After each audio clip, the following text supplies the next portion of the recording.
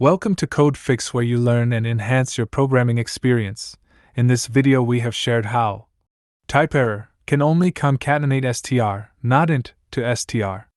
This error occurs when you try to concatenate, join together, a string and a float value in Python, which is not allowed. Python does not allow the concatenation of string and float values without conversion. Here's an example of code that can trigger this error. When you run this type of example code, then you will get this kind of error.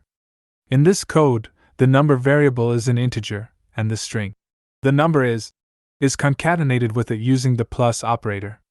However, since number is an integer and not a string, Python raises a type error when it tries to concatenate the two.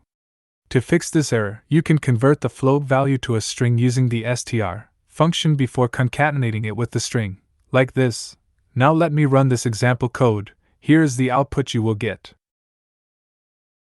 In this code, the str function is used to convert the integer value of number to a string before concatenating it with the other string. The output of this code will be, the number is 5.0, which is what we wanted. Hopefully this video helps you to sort out the issue you were facing. If you still face problem or need further help, just write in comments. I will reply you as soon as possible.